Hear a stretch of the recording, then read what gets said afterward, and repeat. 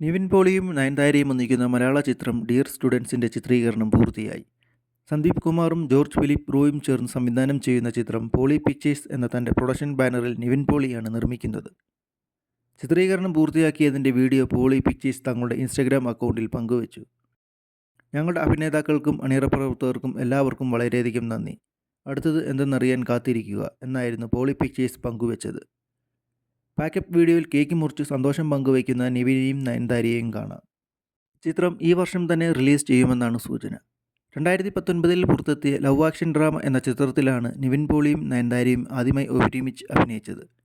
ധ്യാൻ ശ്രീനിവാസനായിരുന്നു സംവിധായകൻ. അതേസമയം നയൻതാര നായികയായി എത്തിയ മുക്കുത്തിയമ്മൻ എന്ന ചിത്രത്തിൻ്റെ രണ്ടാം ഭാഗമായ മുക്കുത്തിയമ്മൻ 2 ചിത്രീകരണം നിർത്തിവെച്ചു എന്ന വാർത്തകൾ വന്നിരുന്നു. 2020 പുറത്തിറങ്ങിയ ചിത്രത്തിൻ്റെ രണ്ടാം ഭാഗം സുന്ദർ സിയാണ് സംവിധാനം ചെയ്യുന്നത്. വസ്ത്രധാരണവുമായി ബന്ധപ്പെട്ട് നയൻതാരയും സഹസംവിധായകനും തമ്മിലുണ്ടായ അഭിപ്രായ വ്യത്യാസങ്ങളാണ് ചിത്രീകരണം നിർത്തിവെക്കാൻ കാരണമെന്നാണ് റിപ്പോർട്ടുകൾ. നയൻതാരയ്ക്ക് പകരം തമന്നയെ ടൈറ്റിൽ റോളിൽ അവതരിപ്പിക്കുന്നതിനെക്കുറിച്ച് ആലോചിക്കുന്നുണ്ടെന്നും അഭ്യൂഹമുണ്ട്. എന്നാൽ നിർമ്മാതാവ് ഇഷാരി കെ ഗണേഷ് ഇടപെട്ട് നയൻതാരയുമായി ചർച്ച നടത്തി ചിത്രീകരണം പുനരാരംഭിച്ചു എന്നാണ് വിവരം.